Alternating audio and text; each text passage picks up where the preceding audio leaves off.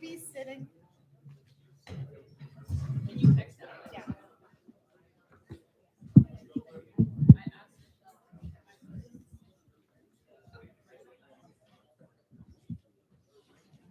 Hello, my name is Kevin Wallace. I'm Vice President of the Chamber of Commerce, and we at the Chamber of Commerce would like to welcome you to tonight's Regional District All Candidates Forum.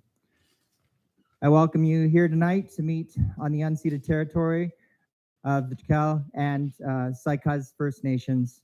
We are honored to be able to have this conversation tonight on their lands. Thank you all for coming tonight. It's wonderful to see that we have so many people here to be engaged in the conversation, and also our audience that we have online. We have questions that have been submitted, and the forum will be asked these questions by Robin Work. The Vanderhoof Chamber of Commerce would like to thank BC Northern Real Estate Board for sponsoring this event, and Marilyn Bayless for volunteering. Diadem Promotions Imprinting for printing the posters, the chamber directors and members for volunteering tonight, and many, many hours of organizing to make this forum possible. Also to Juliana Brooker, our manager, for helping getting the candidates here tonight. A special thanks to Robin Work, for graciously giving his time tonight again, and for moderating the forum.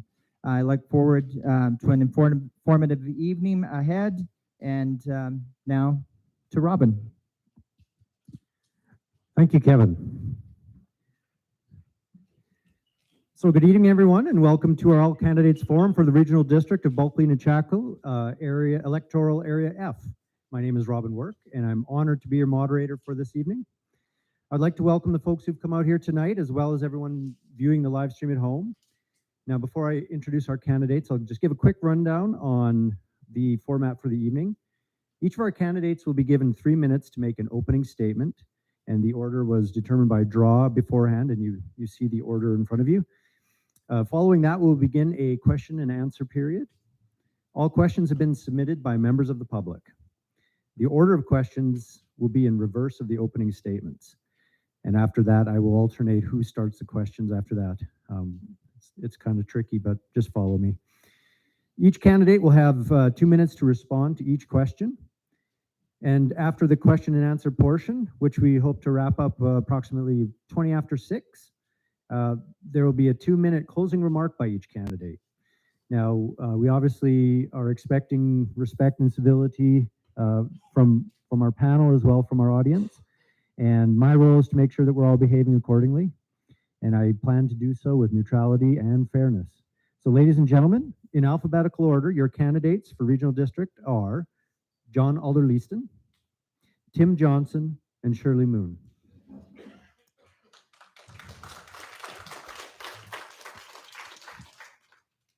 Now the first opening statement will be from Shirley Moon. Is there a green light on that? Okay. Well, good evening, everybody. I hope you can hear me. Is this thing working? Okay, good. I've been pretty excited to be out there talking away to people, knocking on doors, finding out what's happening. It's been 3 long years since we've been able to do that, so it's been actually a lot of fun. But I've noticed that we actually have a mood change in our country. People are becoming more engaged and looking around to see what's happening, and I think that's a great thing for all of us. My home is Area F, Vanderhoof Rural. I've been here close to 62 years, I guess it is. I shouldn't give that away.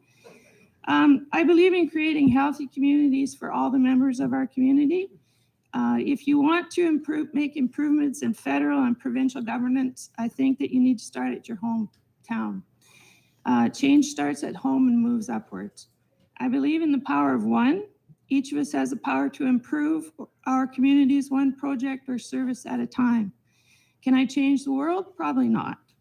Can I help improve my home community? You bet I can.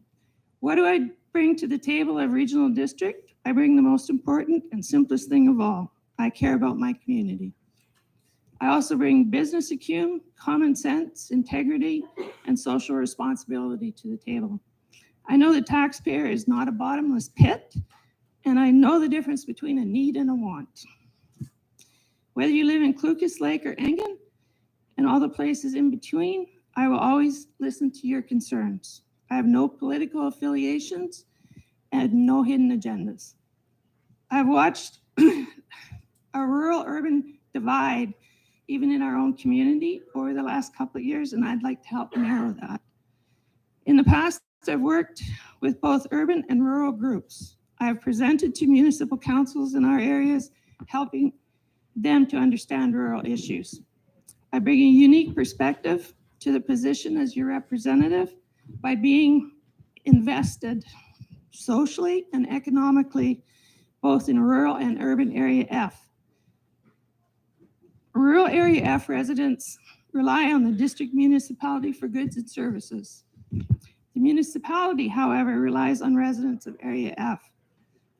We support schools, businesses, churches, sports teams, healthcare facilities, and pretty much anything that creates a healthy community. My pledge to you is to work in the best interest of rural residents of Area F. I will work diligently on your behalf with industry, government, community groups, and individuals. However, those who know me well will tell you Shirley is not a pushover. She can and will stand her ground when needed, but I can also debate. Thank you, Shirley. Sorry, that's time goes quick. Our next opening statement will be from Tim Johnson. Okay, thank you all for coming out tonight. For the online people, I'd like to make a quick note that the camera does add 25 pounds, so please judge me accordingly. I'm not really this big in real life.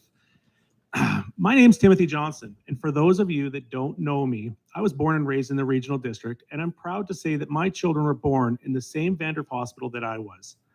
I'm also very fortunate to live on my grandfather's ranch down on Blackwater Road, and I own a large construction company, AMS, that's based in Vanderhoof.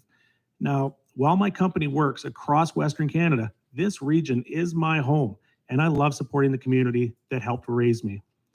Now, I believe my strengths as a successful businessman have given me skills that will be a great asset to the regional district, as I'm highly skilled in contracts and negotiations, and I have many years' experience developing and understanding policies, both for major business and in Indigenous relations.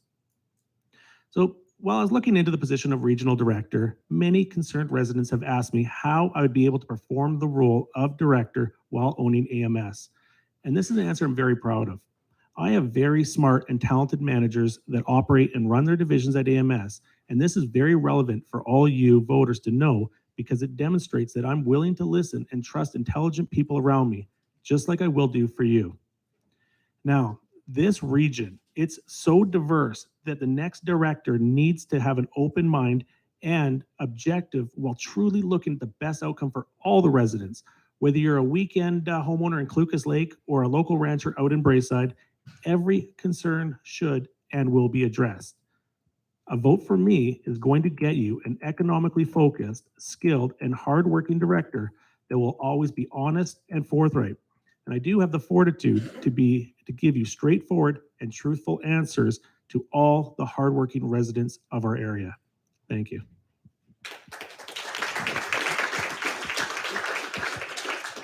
And our last opening statement will be from John Alder Leeson.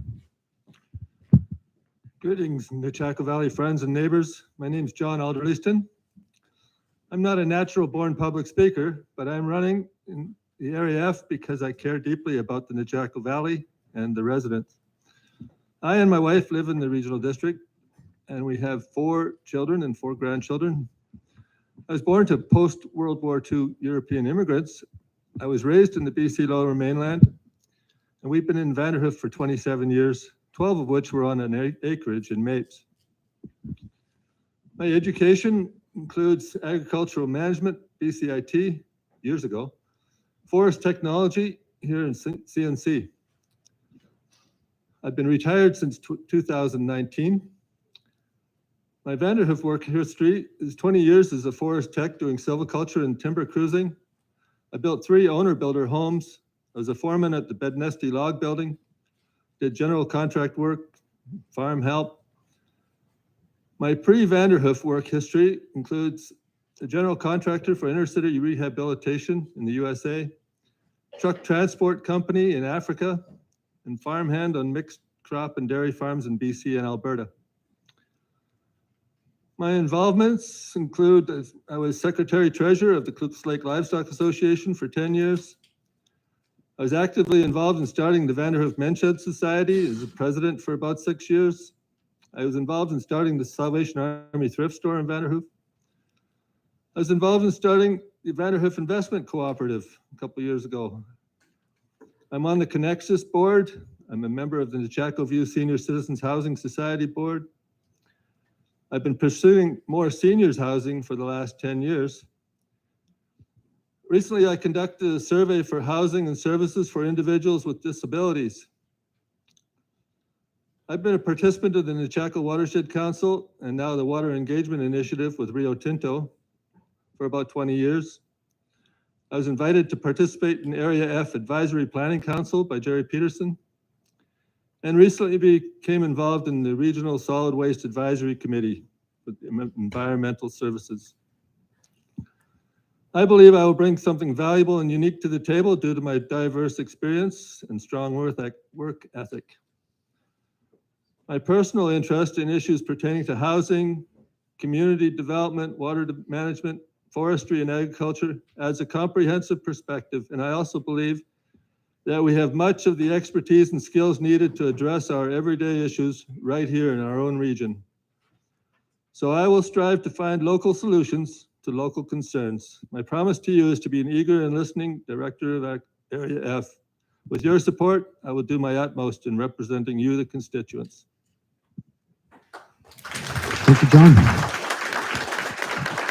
Perfectly timed to 3 minutes. So thank you for your opening statement. So we're going to just jump right into the questions here. So we're hoping to ask anywhere between 15 to 18 questions, depending on how long you folks have for answers. And we're going to alternate the order. We're going to start with John. And so, John, I'm going to read this first question here to you.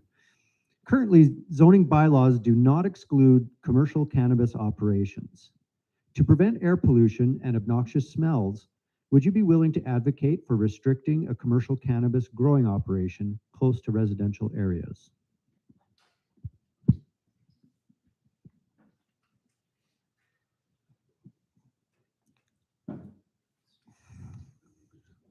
I haven't really thought about the cannabis operations. I've thought about the other form of, what do they call that? The hemp production. We've been doing some research into that here. We had a crop of hemp just on Sackner Road there, I think just a while back. But for cannabis, I know that it's becoming more popular these days for pain management and for general health. It has also got bad connotations, of course, with the as a gateway drug. And so I would definitely be willing to entertain the thought, and I'd just definitely seek what the community wants to know about and to support about that. And I would take that to the table. Thanks. Thank you, John. I'm going to need to hear that one again. Okay, absolutely. So currently, zoning bylaws do not exclude commercial cannabis operations. To prevent air pollution and obnoxious smells, would you be willing to advocate for restricting a commercial cannabis growing operation close to residential areas? Well, this is not an easy question to answer because when we're looking at the Regional District F, we cover so much different land base. And what might be unacceptable for somebody in Braeside might be completely acceptable for someone at Clucas Lake. On a case-by-case study like this, I would definitely ensure that the residents for any type of business that wants to be involved near them has the input of the residents around them, and then using the residents around them to make an actual informed decision and say, is this something you guys want to see in your area? We have multiple different zoning rules and bylaws, but at the end, it comes down to the people that live in that area. And I don't personally want to speak for my property. You couldn't put something close to me because I own all the land around it, so I would never have any smells. But if you had something directly beside me, I may have a different opinion. So case by case study, I think that we would need to actually go out there, talk to the residents, and make an informed decision on that basis.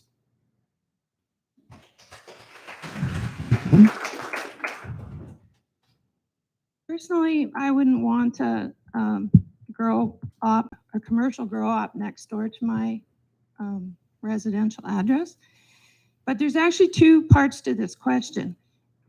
If they're growing on a ALR land, a regional district or a municipality cannot stop them because the provincial government has legislated that's the way it's going to be. If they're growing on municipal land that is not in the ALR, then it becomes an issue, and the same with the regional district. But I would not advocate to have commercial grow-ups close to residential areas. Thank you, Shirley.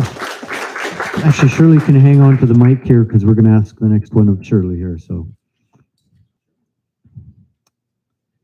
it's going to come this way. We're just shaking things up a little bit tonight.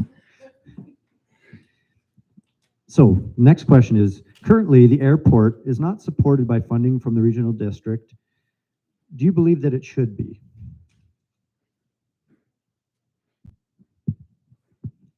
I do believe that some funding should go to the airport. I've had the opportunity to take that air ambulance to Vancouver with a very injured child. I know the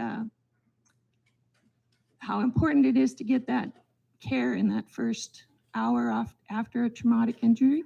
I do know that Burns Lake supports their airport with a small, I think they have a small building there. They have a full-time employee and I think a plow truck. I've heard that our airport doesn't really even have a public washroom, so that when people are working on those evac flights, they have to relieve themselves on the runway. I think that's something that regional district could help with. If the area residents want to support the airport on a yearly basis, that would have to go to referendum.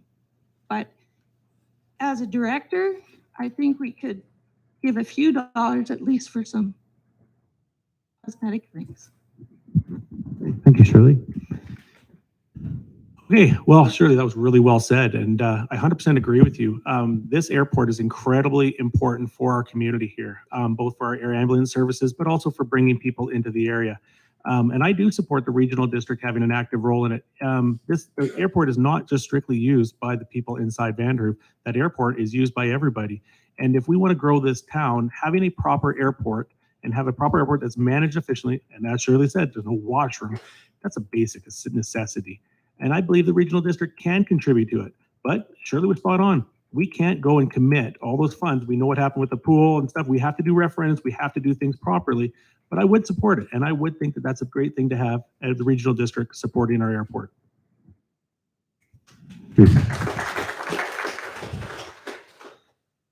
I agree with what's said on the table here this evening, and I think that our airport is actually quite underappreciated, underfunded. It needs a lot of upgrades, I believe. And then we could promote it within the district and in the province. Dave Vandola had a good idea to bring in the air tanker group, and all these things add value to our town, and it makes a more livable town. So again, if we had to go to a referendum, I'd be very willing to work towards that. Thank you. Thank you. The next question will start off with Tim. So, do you support the use of glyphosate, which is also known as Roundup, on forest stands to manage vegetation growth other than pine trees in the regional district area? Why or why not? Well, there's going for loaded questions right there. My personal opinion doesn't matter on it. What matters is the policies, and what matters is the science behind on it. So whether I truly agree or disagree with it, it is what is actually put forward to us by our policies.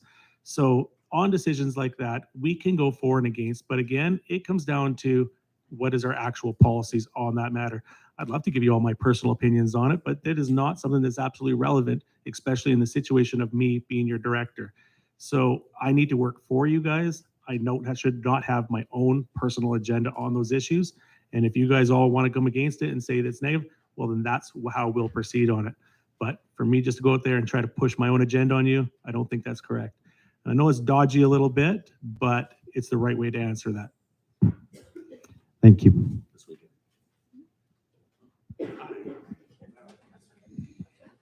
I actually do have an opinion on that. I don't believe we should be spraying those timber tracks. I think that we're opening ourselves up for faster moving fires. We are killing off aspen and willows. That makes the fires move a little bit faster. We're killing off berry patches, feed for wildlife. We're killing off grazing areas for cattle. So I'd also be concerned about Roundup ending up in our watershed.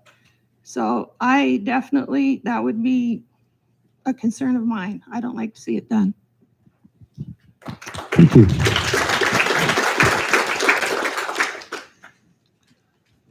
As I said, I've spent a bunch of time working as a forest tech, and I've actually laid out a bunch of blocks for spraying by helicopters. And I can understand the forest companies wanting to get it done like that.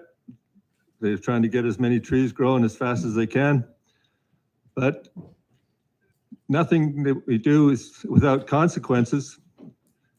It has going to have a lot of effects on the watershed, the small animals and the birds that come through. It's been very tough for the forest companies to get people to actually go and do this spacing and getting rid of the aspen and the birch. And so I can see both ways. Personally, I think the less we use that kind of stuff, the better it is. Thanks. Actually, John, you can hang on to the mic, so yeah. The person who answers third will always answer first next time. Yeah, I know. I've got it written down, really. Okay, so next question is a long one here. The SPCA is now permitted to enter any of our farmers' lands or buildings without cause or warrant. No complaint needs to be filed against the farmer for the SPCA to show up unannounced. Do you feel this BC legislation needs to be revisited by the provincial government with input from farmers and local governments?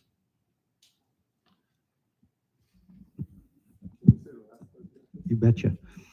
So the very last is, do you feel this BC legislation needs to be revisited by the provincial government with input from farmers and local governments?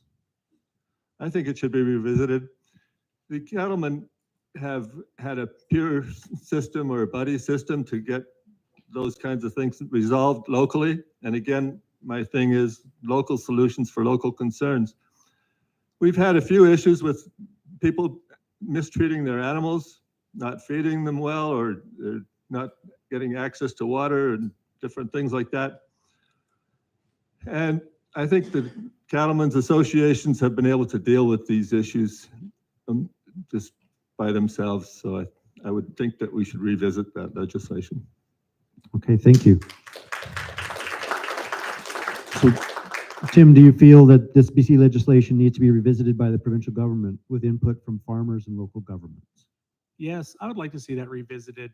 The thought of having no warrant, no reason to go on to a farmer that might be quite busy at the time and to make judgment against them when there's nothing on. I think that there's no harm to have a review on that, and we can openly look at why was there cases for the unrestricted access. I was not aware of that. That's quite interesting to me, and it's the first I've ever heard of it. But I can say that if there was a complaint, then 100% I support them going on and ensuring the safety and welfare of all the animals. But just to go and randomly go and inspect, I think we definitely should revisit that and bring back those decisions locally for our people here locally. Okay, thank you, Tim. So Shirley, do you feel that this BC legislation needs to be revisited by the provincial government with input from farmers and local governments? Absolutely, I think it should be revisited. I believe in private property rights, and I can't understand why an RCMP officer can't come to my house and stomp in without a warrant or a cause, but an SPCA officer could do that. And SPCA officers are not trained on animal husbandry, specifically to the farms around here. So I think it definitely has to be revisited, and I'm not a fan of the SPCA having that much power. Our farms are also our homes. And so to have people like that come in and stomp through with my grandkids there, and I can't stop them or ask them any questions, why are you here? That to me is stepping on my personal property rights. Okay, thank you, Shirley. Shirley can hang on to that mic again. People just want to get rid of it as quick as they can. Yeah. So the next question, Shirley, is how can the regional district encourage young and new farmers to make Area F their home? That's a really good question. There's a couple of things I think that we can do. We can encourage the provincial government, who owns 54% of all the ALR land, and I don't understand why they need 54% of that land. We can encourage them to start to release that to young farmers or to farmers who want to expand. That would be a big one. We can encourage people who just want to live that rural lifestyle and take up that quarter section of land with a house on it, have a couple of ponies for the kids. We can encourage them to lease that land out to young farmers, or we can encourage them to start working with the BC land matching program, I think it is. We can expand regional districts agricultural division. We could ask for the provincial government to bring back our ag representative from the government that they took away quite a few years ago. We could look at developing a college, much like Olds, here in our valley. There's umpteen ways to do that. Thank you. So I really like this question, and this is a very, very important thing, and it actually relates into succession planning for lots of our farms out in this region. And currently, with the price of land and what beef is selling for, it's very difficult for a young farmer to try to get into this industry without any help or assistance. This is something that has to be addressed. If we don't address it now, it's going to leave us in a very bad situation when our aging farmers decide they want to move on, and then bigger corporations are going to be the only ones that can afford it. Currently, the way that our banking system is set up, we're classified here as a different rate than in Prince George. And we've talked about that at the municipal level, and we need to address that at the regional level too.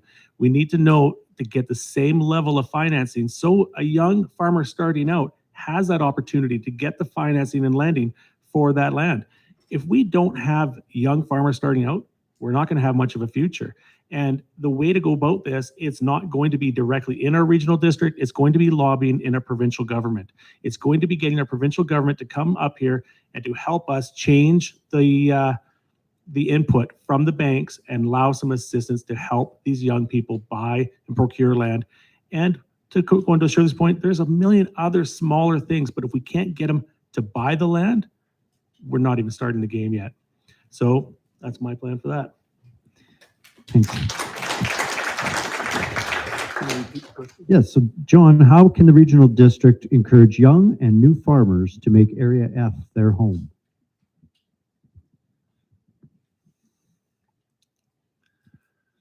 We all know that agriculture is the mainstay of our rural area here. And of course, we need to encourage young people to get on the farm, stay on the farm. These families need to be able to pass their lands on to their young people. They need to be encouraged and helped in any way we can. Our college, I think, is underused, and we need to be able to help these young people get their education and their footing in the farm, and everybody would benefit if we do that. Thank you.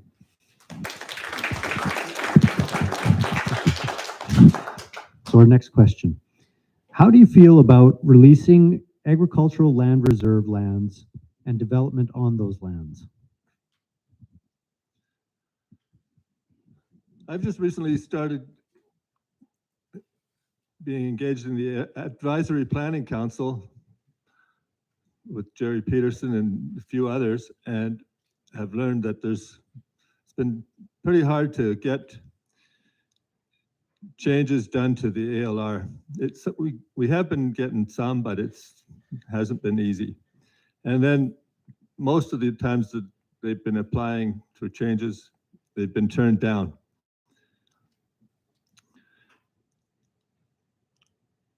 Actually, I forgot the rest of the question. Okay. So how do you feel about releasing ALR lands and development on those lands? We have good ALR land and we got poor ALR land. And there's been, to give you an example, somebody up Braeside wants to have a bit of a meat shop, and they've been getting hassled, whereas it makes perfect sense to have a meat shop there where they grow the beef and where there's customers, they're willing to put in the effort. And so, to me, I think the ALR should have allowed those things to happen. When corporations are buying land that's in the ALR, but it's on a Class 1 highway, and they want to be able to take their trucks in and out year-round, I think there's some justification for refusing to do that. But then we'd have to work with the town of Vanderhoof to establish more industrial land for those purposes. It's a big topic, and there's a lot of different opinions about it. I'd be excited to be able to help people resolve these issues. Okay, thanks. Thanks, Sean. We're going to give Shirley the next response here. Otherwise, Tim will never go first. Some land in the ALR should be released. There's some lands that are not conducive to farming. Any land that is conducive to farming should not be released for industrial development or housing development. I don't think that's a good idea. ALR lands make up 5% of the province. It's quite a small amount. I think the government, again, they own 54% of that 5%. I think that 54% should be looked at and started to be released, whether it's the old homestead rules, help get young people back farming. Farmland is driven by, the cost is driven by supply and demand. So if we have 54% of that ALR owned by the government, they're actually, I think, pushing the price of that land to young farmers. So, yeah, some land should come out, but not for commercial development. Thank you, Shirley. Final response goes to Tim.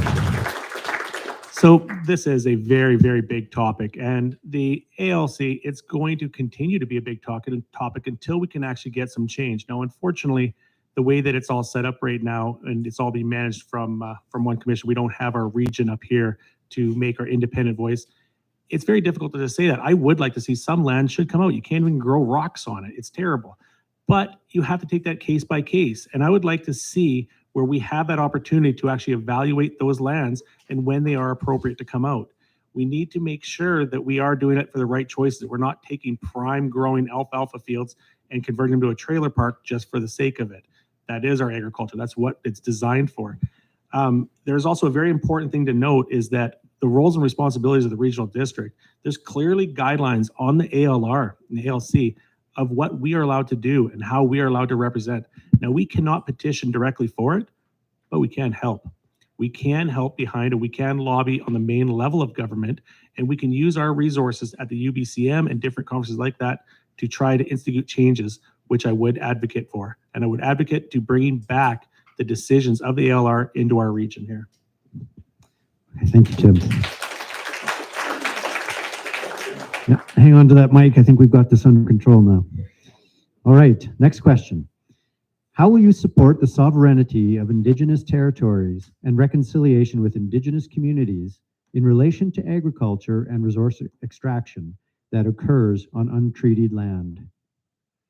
Okay, this is going to always be a big topic in our area, and we need to grow into this topic. We need to accept it.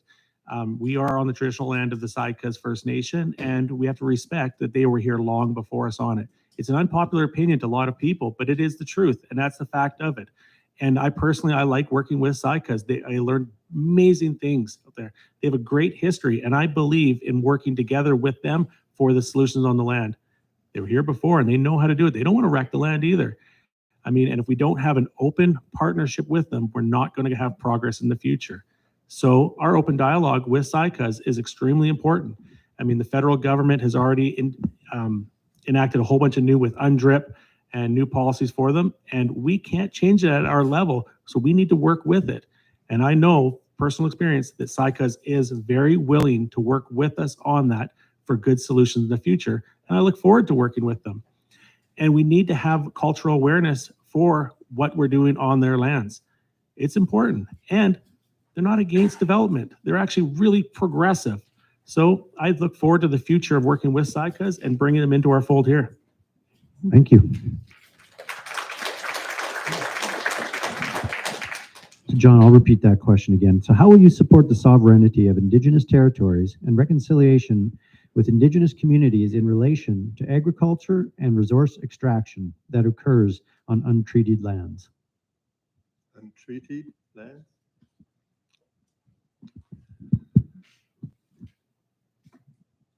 Sikas actually has quite a large chunk of ranch land, and they have some people who are really interested in cattle and horses and things, and I think that needs to be encouraged.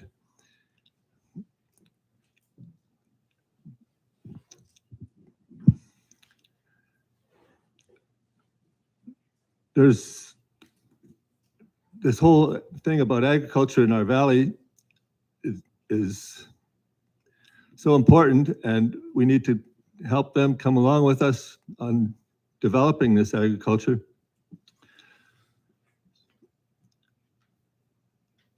The reserve system was set up so many years ago, and I think that has been a partial good thing. Because they don't have title to their land, they can't borrow against it, and so they have very difficult time financing anything like that. If we could encourage that and to change some of those things to make agriculture possible, that'd be great. Thank you, John. Shirley, would you like me to repeat that question? I think I'm all right. Okay. I think we need to move forward with dialogue, and we need to follow the path of truth and reconciliation. Every one of us needs to take that path personally. I would also like to see, either as an advisor on regional district board, a representative from a local Indigenous group, or I'm not sure how they would be elected as regional district of Bulkley-Nechako, but I think it's an important part of who we are and where we need to be. Thank you. So Shirley, I'm going to ask this next question of you first. You can take a sip of water. It's a long question. So there are provincial regulations that call on local governments to support the protection and stewardship of environmentally sensitive areas, including fish, riparian, and wildlife habitat, and quality and quantity of ground and surface water. By hiring qualified environmental professionals to conduct assessments of proposed activities, including activities for residential locations. Yet the destruction of riparian zones continues in some areas of Area F. How do you propose to rectify this environmental issue?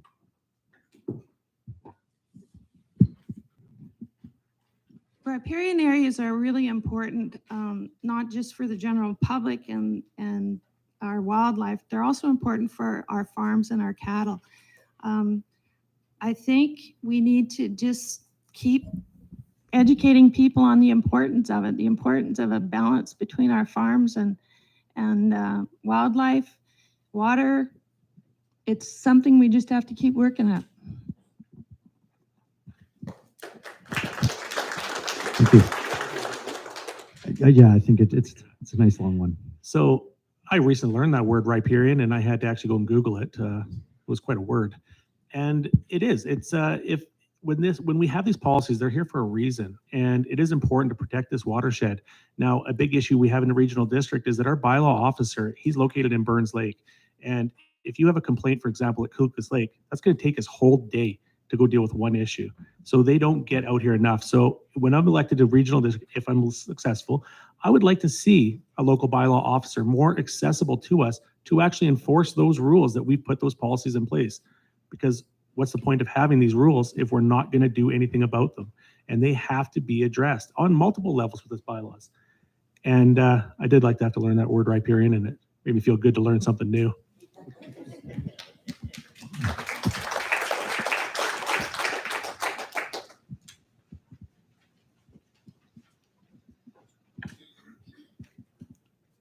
We have streams and lakes and wetlands all throughout our area here in the Nechako Valley.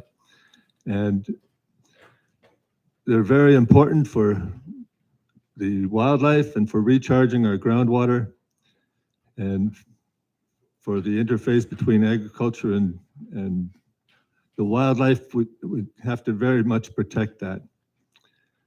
I've been involved in the Nechako Watershed Council and the Water Engagement Initiative for about 20 years. Last summer, the reservoir and our river were completely full most of the summer due to above average snowpack and a wet spring.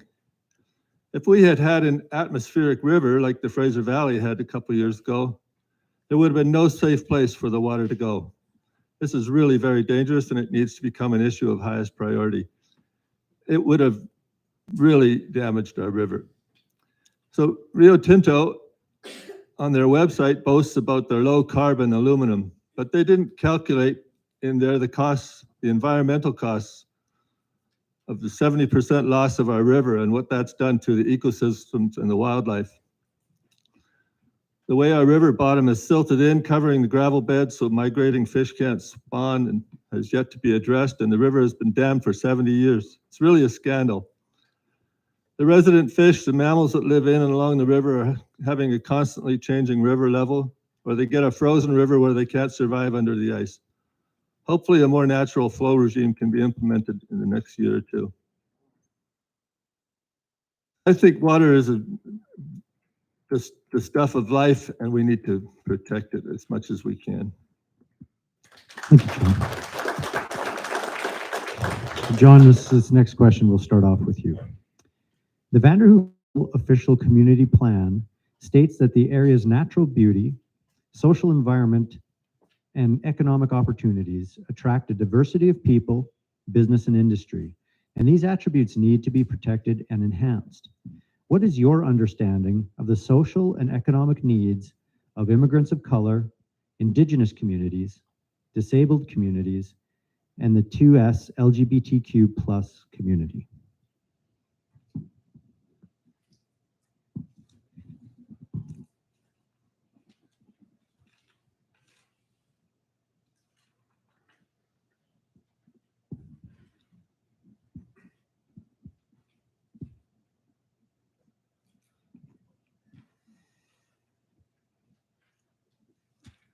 The Bible says that true religion is caring for the widows, the orphans, and the foreigners, and in other words, the vulnerable. And these days, we're hearing a lot about all the different people that we have in our community, and Jesus says that whatever is done to the least of these, it's as though it was done for him. Over the years, I've worked with American blacks, hillbillies, many tribal groups in Africa, Ethiopians, Kenyans, Sudanese, Ugandans, East Asians. They're all God's people. While working here in Vanderhoof, I enjoyed meeting and working with Saiku's members at the Bednesty Log Building. I worked with other Indigenous peoples as well when doing silviculture, beetle attack, and fire management. It's my good fortune to call many of them friends. I hope that we can spread the Menshed idea to the Saikus. Creating an environment where everyone is able to say what's on their mind, having respectful dialogue, and truly finding out what people's needs are is key to having good relations. I'm all for supporting people, all the different kinds of people, and we all need to be able to live here together in peace. Thank you, John. So Shirley, I'll repeat that question. The Vanderhoof Rural Official Community Plan states that the area's natural beauty, social environment, and the economic opportunities attract a diversity of people, business, and industry, and these attributes need to be protected and enhanced. What is your understanding of the social and economic needs of immigrants of color, Indigenous communities, disabled communities, and the 2S LGBTQ+ community? I think, again, it comes down to dialogue and education with the general public who maybe aren't facing some of the challenges that immigrants or Indigenous peoples or people who have disabilities are facing. And I think that starts, again, in our homes with our children. And we need to get that dialogue going and keep it going. Thank you. Thank you, Shirley. So Tim, the Vanderhoof Rural Official Community Plan states that the area's natural beauty, social, environmental, and economic opportunities attract a diversity of people, business, and industry, and these attributes need to be protected and enhanced. What is your understanding of the social and economic needs of immigrants of color, Indigenous communities, disabled communities, and the 2S LGBTQ+ community? That's a really long one there. My understanding of their needs, I mean, for people that know me, my company AMS, it's like the United Nations in there. We don't discriminate about anything. We have everybody and we love it. We hire the smartest people around. And what I've learned from this is that by keeping an open mind, you can find incredible talent through all different people. And it is people of disabilities. That is people of color. That is people from the LGBTQ. That is people that you normally would not think they do. For example, we prefer to have women welders because they're actually a lot more talented than the men. They're steadier hands. There was years where we would have just turned our eye and not looked at that. And our understanding now has completely changed and been more open and more honest with these people and said, okay, what do you guys need? How can we make a better work environment? And we've thrived because of it. So I encourage every dialogue to have people to actually look outside their normal comfort zone, to look at what they normally haven't done. And actually, you'll reach out and you'll find some incredibly talented people. We have multiple people from SICAs that like to work in our fab shop, and they're incredibly talented. They're not camp cooks. These are incredibly skilled people. And I welcome all of them, and I like to believe that I'm incredibly understanding, but I'll tell you, I can always be more. And for every time that I think that I'm good at it, I still have way more to learn, and I look forward to it.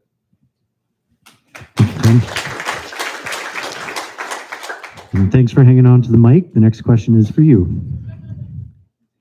How do you see the forest landscape plans being helpful for Area F, and how will you participate in forest landscape planning?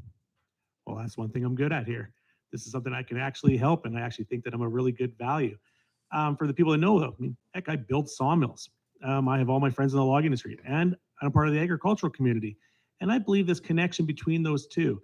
We can't go and fight the big sawmills, the big logging companies, and just demand the land, but we can work together with them. From what I've learned at recent cattlemen's meetings and stuff, and from the new forest plan that was put forward in Burns Lake, there's some really incredible programs out there. They make a lot of sense. I want to work with that. I want to be the liaison that goes between the Canfors, the West Frasers, the Sinclairs, and brings them to the table with the cattlemen and finds a working relationship between those groups so that we actually can have a common understanding, because it's actually some really good plans. That Burns Lake initiative, what they're doing, that trial, they're doing 2 of them in the province. It's actually really interesting. And we need to take a better look and not just take away that land for logging. I mean, we have other areas for that. And we can work with the mills, and I can be that liaison that works through those things. Okay, thanks. Actually, we're going to have John answer next. So John, how do you see forest landscape plans being helpful for Area F? And how will you participate in forest landscape planning?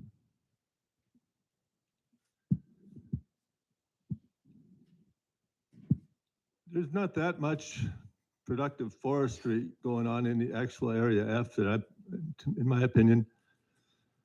There are some private lands that are being logged. I don't think they're included in our landscape planning. The Regional District Bulkley-Nechako had a forestry committee before. I checked on their website. There has been no action on it for a couple of years. And I wonder why that is. I think that forestry committee needs to be resurrected and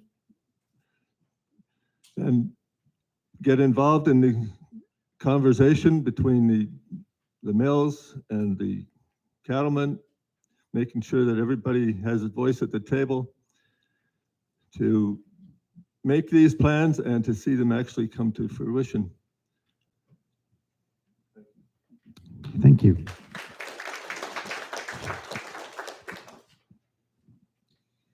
I think the working relationships between the mills, ranchers, community members, Indigenous people is something we should all be striving for. A lot of our economic drivers in the past have come from the Forest Service, the forest industry. And I think moving forward, we're getting less and less fiber, so we need to come up with better plans, better ways to utilize what we have, and we all need to be connected. Whether you're the rancher or the logger or the community member, we all need to sit down and have a real good discussion about it. Thank you. So Shirley, the next question is yours. I can see you're excited. Will you commit to scrutinizing the community forest agreements for Vanderhoof and Fraser Lake to determine if revenues generated by these agreements are also being applied to reduce taxes or to pay down debts that may have been incurred by past projects? Yeah, I think that would be part of my job as a representative of this area, to make sure that things are happening the way they're supposed to happen and that the promises that were made on the community forest are being carried out. Thank you. Shirley's absolutely correct on that. 100%. That's what I will do. I will go through it, and I'm great with numbers. And I look forward to finding out what is actually happening and giving those answers back to people and seeing where that money's been allocated to. Not to say I'm going to change anything on it or that, but I will find out, and I want to look into it because it's an important source of revenue. It's a great source of revenue, and yeah, so I 100% stand behind looking into it. And I get excited about the thought process of me getting that chance. Thank you, Tim. Can you repeat it, please? Sure, absolutely. Will you commit to scrutinizing the community forest agreements for Vanderhoof and Fraser Lake to determine if revenues generated by these agreements are also being applied to reduce taxes or pay down debts that may have been incurred by past projects?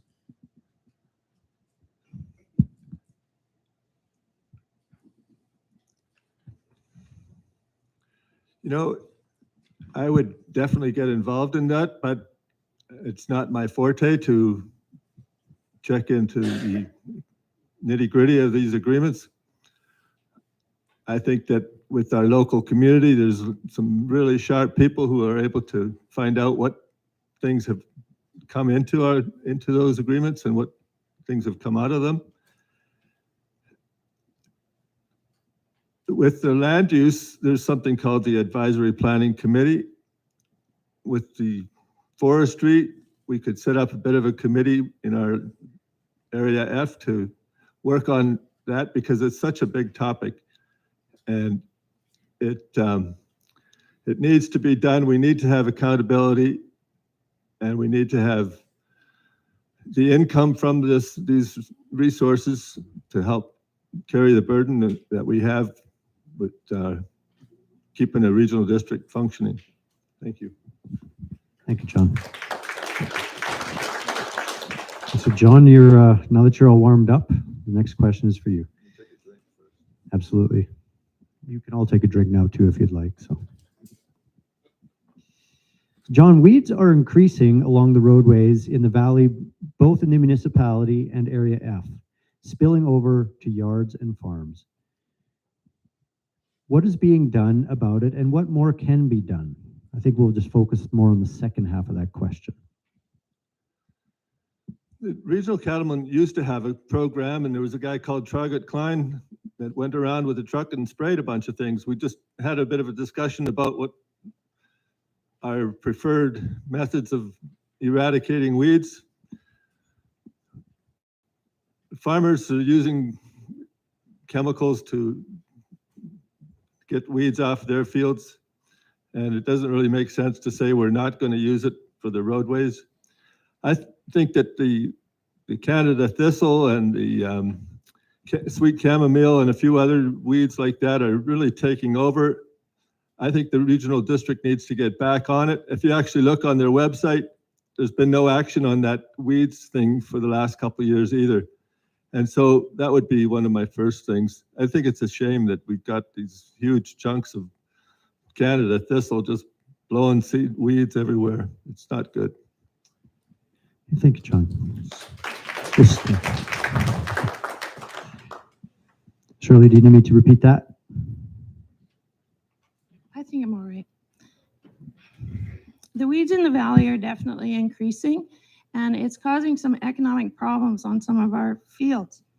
And I think that the responsibility for cleaning up some of those ditches along the road actually falls with the provincial government. Should be putting some funding into that, and they should be a little bit more proactive and perhaps have a person in our regional district to go around and spray for some of these weeds, or even to find some of the ones that people are finding that can be actually a death trap to your horse. I had one gentleman tell me about a weed that he's spotted in our valley, and yet nobody at regional district knew about the weed or what he was to do to get in contact with somebody to help him. So definitely we need to do some work on the weeds. Thank you, Shirley. So this is an issue that actually does fall under the scope and roles and responsibilities of the regional district. And it is something that I look forward to actively working on.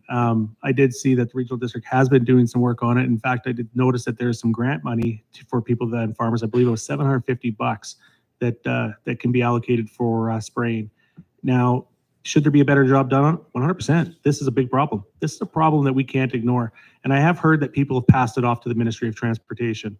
And I've heard that that's been passed on the buck. But when you look on our site there, it does show that it's under our scopes and for our role and responsibilities. So I would take an active role in this and try to get control of this before it gets worse. The economic problems, it's huge. We don't need this stuff spreading. What Shirley just mentioned, that one noxious weed, we can't have that spreading through this valley. We don't want it to. This is our lifeblood. Agriculture is important. So I will work really hard for this, and I will ensure that we do something at our level here, because it is part of our role and responsibility, as I see it.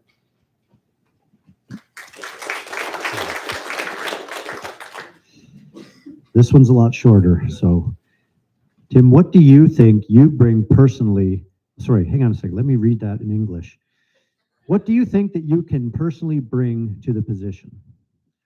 Well, besides charm, I would hope there'd be more laughter than that. But The thing that I can bring is my economic responsibility. As I outlined in my opening statements, I have a lot of years experience doing like contracts, negotiations. I've got a lot of experience building policies. Many of the people in the municipality will know me from the Attraction Retention Committee and for lots of my stuff, for including the tax abatement.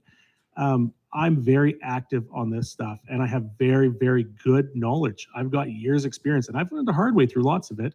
And I believe that that has come to a point right now where I can actually truly be of value with my negotiations. A big portion of what we're going to do at the regional district is having a liaison with the municipal government. And I've got a good relationship with them currently, and it's having a relationship with SICAs, and I have a good relationship with them. I went out, I met with other directors from the area, and I know that I can build on those relationships. And I think that's going to be one of my biggest strengths is that communication, building that network and continuing all that hard work that's been done over the past 25 years of this. And so besides the charm, it's going to be my experience with contracts, negotiations, and policies, but charm mostly. Thanks, Tim. So John, what do you think that you personally can bring to the position? I think I'm a get it done type of person, and when it takes a team to do it, I've proved that I can bring the team of people together to deal with these kinds of things. There's sometimes maybe I get a little too carried away, but I think enthusiasm beats plotting by a long shot.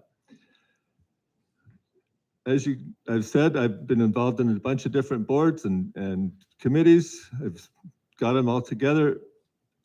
I think I have pretty good skill at that. And I think that I know a lot of people and have been able to bring all kinds of people together. I think I can do that. Thank you, John. Personally, I think I bring a really good understanding of rural issues and things that affect our rural families. I also have a pretty good business acumen, common sense. I have a social responsibility to my community and all that are in it.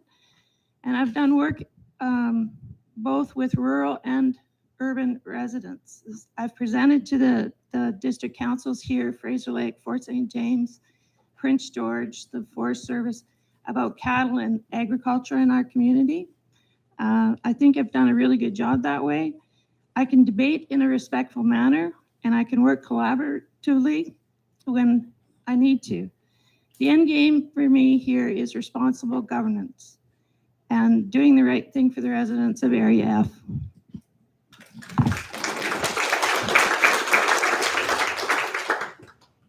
Shirley. Will you commit to look for sources of funding that may be applied to projects for rural parts of Area F, such as high-speed internet, natural gas to residents, and a weir on Clucas Creek? Yes, absolutely. I've been out to Clucas Lake a few times in the last few weeks to meet some folks, and those are issues that they're dealing with. I know that the federal government has some programs with coming out for high-speed internet in rural areas, and I think that perhaps regional district could play a role in that. I think they've done some preliminary work. And when it comes to natural gas, I'm not sure how much control over that I would have, but I could certainly open up a conversation with the gas company about what the costs are to get gas down to those people on that particular road. What was the other one? Sorry. So after natural gas, we had a weir on Clucas Creek, and also high-speed internet was mentioned. Yeah. The internet I spoke to already with high speed, but the weir on Clucas Creek is important to the people at Clucas Lake. They feel that there's a difficulty with the flow or the level of the lake itself. And so that is something that really we should look at as an environmental issue. Thank you, Shirley. So Tim, Will you commit to look for sources of funding that may be applied to projects for rural parts of Area F, such as high-speed internet, natural gas to residents, and a weir on Clucas Creek? Imagine if I said no. Like, who would say no to this? Of course, that would be a big primary role of myself, is to look and find that funding and then find the right channels and how we can get to that. It's important to have, federal funding. One of our local counselors was very instrumental for teaching me that there is different sources and different sources of revenue and how we can get that brought in. This local internet, it's a massive issue. And we have done a study, we've had studies, and we've asked TELUS in this town, and Vanderhoof didn't even rank on their list. I mean, we were so far down. So I will champion, I will try to lobby to get further information on that. And I do agree with Shirley, what she said. I mean, this weir information, like this, as in the regional district, we can't directly control that, but I can lobby for that. And it seems to be a very big issue for people out there. And I would work for that cause. And it would be exciting to be able to find grant money that does not increase our taxes, but improves our area. So 100%, I'll try to do that. Thank you, Tim. As for connectivity, we've had our internet in our life for the last 25 to 30 years already, and we still don't have everyone connected. I think that's pretty shameful. Vanderhoof had one of the first local dial-up internet providers. Remember Nano? Years ago. Pretty forward-thinking, a local solution for a local concern. We have fiber optic lines in place, satellite internet, as well as towers on Sinket Mountain. City West is getting the towns in the area hooked up. Let's get the last few homes in our area serviced with high-speed internet. It was only very recently that a friend living by Clucas Lake was able to reduce his communications invoice from $600 to $200 by bundling all the services to one provider. In these days, when so many people are telecommuting, it seems strange that it's taking so long to get everyone connected.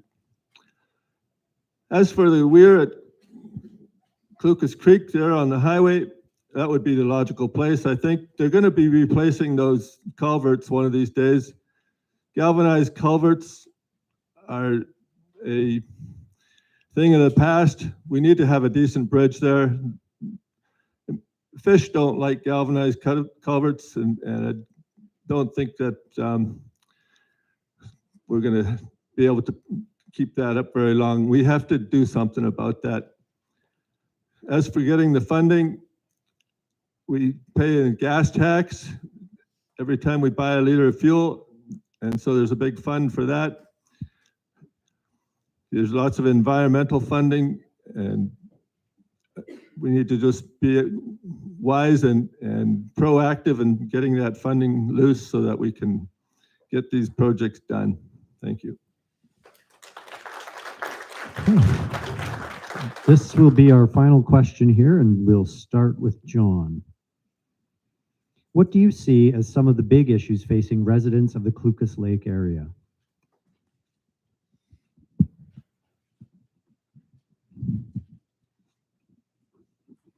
Just give me a minute here.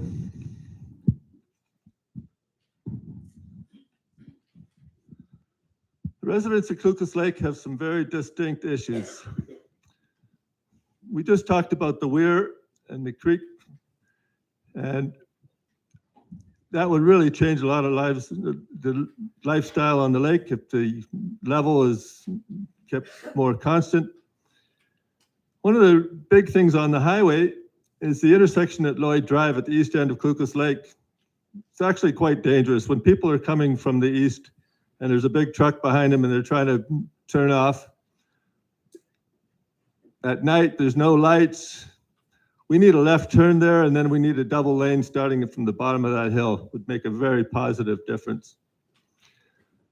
There's a sewage lagoon at the town hall that's designed for about 200 people, but there's 200 people there only about 2 or 3 days a year. And so at present, the pump and haul sewage systems are emptied and hauled to Vanderhoof. This is considerable cost to the residents. This needs to be studied. Issue of mail-in ballots for non-resident electors needs to be studied and implemented. I don't think we can do that anymore and call it democracy and have people that aren't able to get to vote. That's not even normal. we need to do some commercial development enhancement at Brookside. They're going to start rebuilding that place soon, I hear. And for economic development, we should have our local chamber, I think, could help develop a farmer's market and do this so that the people can sell their produce and their handicrafts and whatever, and it would be good for building a community. I think the senior citizens. Sorry about that, John. So we'll pass it on to Shirley now. So Shirley, what do you see as some of the big issues facing residents in the Clucas Lake area? Well, a few of the issues we already talked about, which was the internet. I know they have very poor service out there. The weir is a big issue, and the health of the lake is actually a big issue.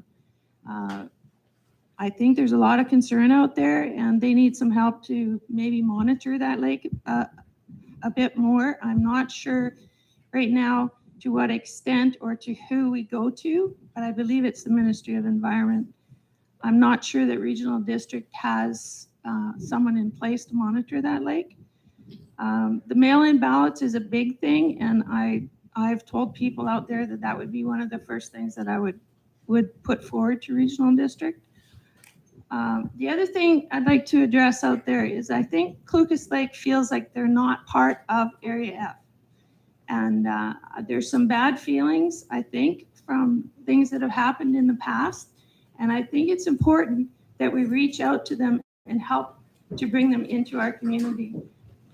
Quite a few of them use the services here in town. Some go to Prince George. I think it's time to do that.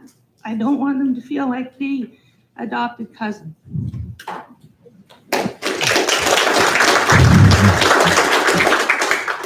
So what can be said that's haven't been said already? Great point, Shirley. That last one, that is all I really want to talk about. We know that they have issues with the lake health. We know that they want the weir. We know that the internet, we know the mail-in ballots. We know all that stuff, but I can't agree with Shirley more. The biggest thing from the most common, when I've been out to all the residents out there, when I went around, it's that they don't feel like they're part of this. They don't feel like they're part of the Region F. They don't feel like Vanderhoof listens to them. They don't feel. So that's going to be a huge thing for me, is to make sure that I am accessible, and that they do feel, because what is a big concern for one person out there with the weird might not be the same concern. So I can't just say that this is the biggest issue, but they all agree that they feel ignored. And for a community like Vanderhoof, it's so amazing. It comes together. It actually bothers me a little bit to feel that someone in our area doesn't feel like they're part of our community. So if I have to pick the biggest issue, besides all the other obvious ones, I got to agree with Shirley, and that's that they don't feel like they're part of us. So it'll be a big concern of mine, a big issue for me to bring that all together. Don't have an easy answer for it, but I'll work really hard to make sure that's done. Thanks. Thank you, Tim. So that was a heck of a lot of answers there. That was 15 questions that the panel went through. Let's give yourselves a pat on the back. And we received many more questions than just those 15, obviously. And so I just put this out to you as voters, that if you do have unanswered questions still, that you find the opportunity to approach these candidates and ask them those questions. There's still time before advance voting and the general voting day. So we're going to move on now to closing remarks, and we're going to begin with John. So John, you have a 2-minute window to make your closing statement. As I mentioned in my opening remarks, I care greatly for the Nechako Valley, its residents, and in its best interest. I'm now retired, so I feel I can fully devote my time and energies to the work of Director Area F. I spoke about my involvements with Menshed and Investment Cooperative, Nechako View Seniors, and my research into further seniors and special needs housing, the water issues and things. My diverse experiences and personal interest in forestry, agriculture, housing, and community development has given me a comprehensive perspective. This general overview of issues, together with my own experiences, are valuable assets which I can bring to the table. The people of Nechako Valley are industrious and resourceful. Of necessity, they've demonstrated that they can make the best of hard times, or at least work with them. They typically need little help becoming otherwise or additionally employed and identifying ways to transfer their expertise and skill sets. The regional district residents have clearly shown that the Nechako Valley is capable and that it has the resources and understanding of how to address many of our everyday concerns right here. I will strive to work with residents and other levels of government to find local solutions to local concerns. My promise is to be an attentive listener and active advocate for you as Director of Area F. With your support, I will do my utmost in representing you, the constituents. Thank you.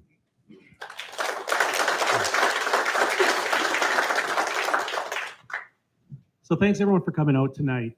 Thanks the Chamber for putting this on. I do have a quick note. I don't see any RCMP tonight, and I was wondering if we're less of a threat, but that's your decision, Robin. You want to take care. But anyways, good job, everybody.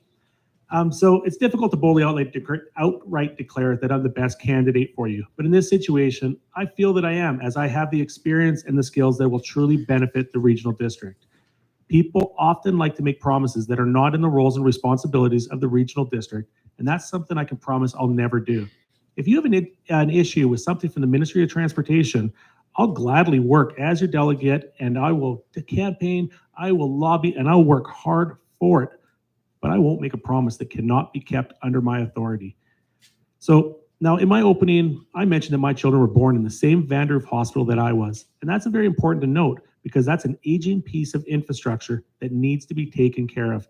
And I want to work hard on that. I want to ensure that that place is going long into the future so that if I ever have the opportunity of grandkids, that they can actually have the same services as myself. So with myself in office, you're going to have a director that actually cares and that will always be there to answer questions. And I'm not scared to say, some of you may not like those answers, but they're going to be honest, they're going to be truthful, and they're going to be correct. So in the end, a vote for me is a vote for honesty, integrity, and truthfulness. And I hope to see you all out either on the Vance polls on October 5th or on October 15th. Thanks for your time. I'd like to thank you all for coming out tonight. It's actually been a lot of fun and very interesting out in the Area F meeting and talking to people, finding out some of their issues. It's been a long time since I think we've had an election with Area F that some people are asking me questions like, what is regional district? So it's been quite interesting. I want to take a moment to thank Tim and John for letting their names stand. It's not an easy thing to do, to sit up here in front of your peers and answer questions that you're not real sure about. I'd also like to take a moment to personally thank Jerry Peterson for his 25 years of representation for Area F.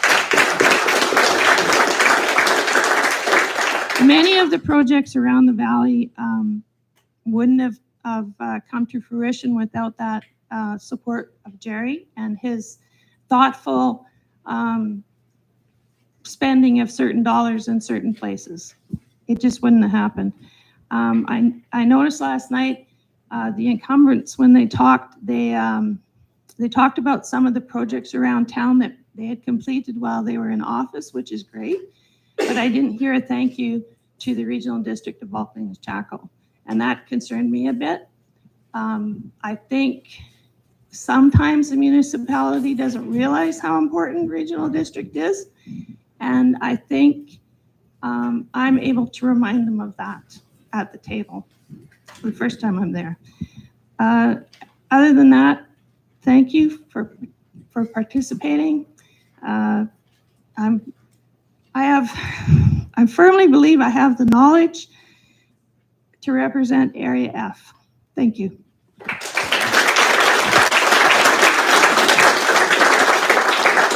So there you have it, ladies and gentlemen. Let's have one big round of applause for all three of our candidates.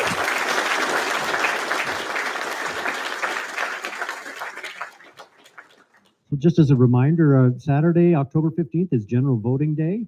Eligible voters may cast their ballot at W.L. McLeod Elementary on Victoria between 8 a.m. and 8 p.m. Also at Clucas Lake Community Hall between 8 a.m. and 8 p.m. Brayside Community Hall between 8 a.m. and 8 p.m. Advanced voting will be held on Wednesday, October 5th from 8 to 8 at the Nechako Senior Friendship Center on Victoria Street. Also, Advanced voting at the Clucas Lake Community Hall from 8 to 8.